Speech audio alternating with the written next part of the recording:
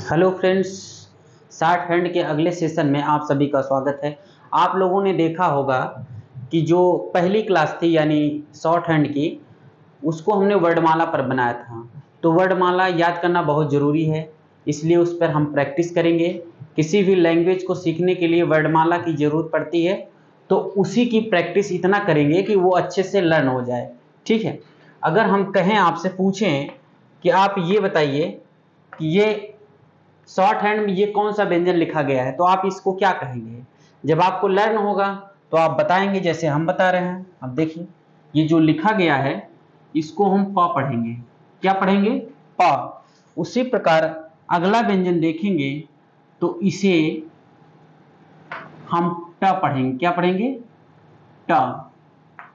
फिर हमने आपको बताया था च वर्ग में जो ये मोटा व्यंजन बनता है इसे ज पढ़ते हैं। ये र लिखा गया है। फिर अगले व्यंजन की बात करें तो इसे हम हिंदी में ह पढ़ते हैं। ठीक है। उसी प्रकार अगले व्यंजन में देखेंगे, जो हम हाफ सर्किल ऊपर की तरफ बनाए थे, हमने पहली क्लास में बताया था, ये म पढ़ेंगे। ठीक है। उसी प्रकार आप देखेंगे तो अगले व्यंजन की बात करें तो ये लिखा गया है ब। क्या लिखा गया है? ब। और इस व्यंजन की बात करें यानी अगले व्यंजन की, इसे हम हिंदी में ड पढ़ेंगे। फिर हमने आपको बताया था कि त हम दो तरीके से लिखते हैं, एक बायां वाला त और एक दायां वाला त। तो ये दायां वाला त हो गया और इसके बगल में ये बायां वाला त हो गया। अगले व्यंजन की बात करें तो ये प लिखा गया है। फिर अगले व्यंजन की बात करें इसे हम ठ पढ़ते हैं। ठीक है। क्लियर दिख रहा है? उसी प्रकार हम अगला व्यंजन देखेंगे तो यहां न लिखा गया है। क्या लिखा गया है? न लिखा गया है।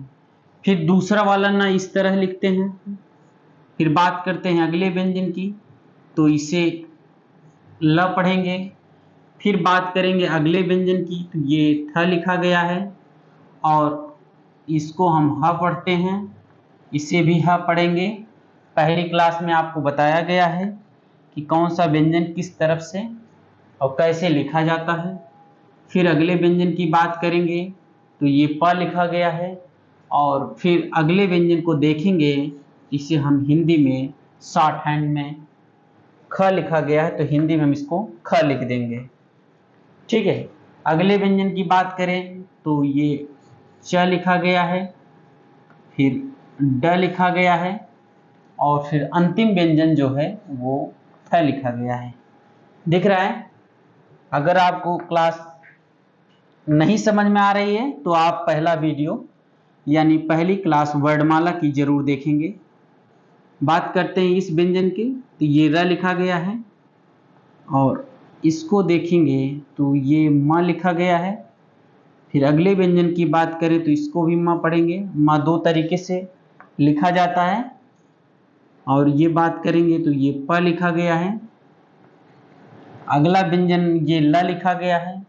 फिर अगले व्यंजन की बात करें तो इसे हम ख पढ़ते हैं। ठीक है।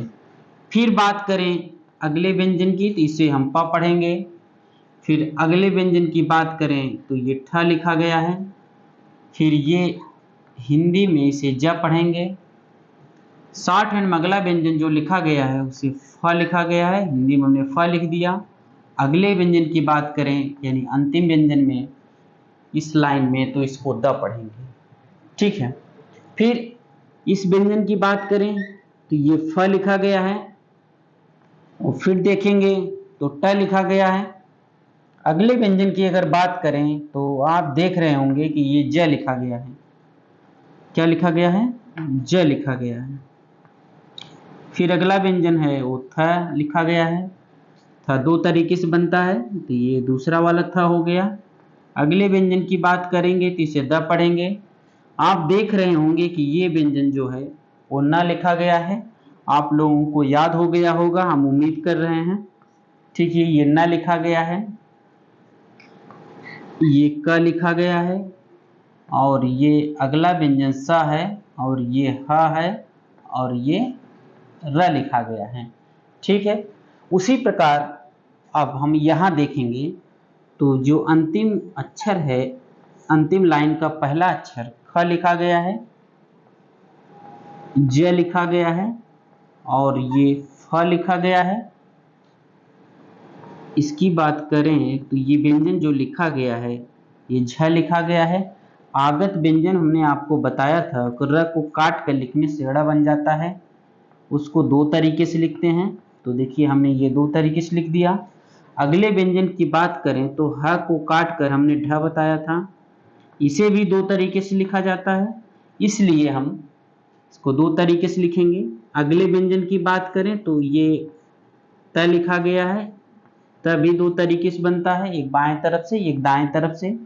अगला व्यंजन हम देखें तो ये द लिखा गया है और फिर अंतिम व्यंजन को देखेंगे तो ये द लिखा गया है।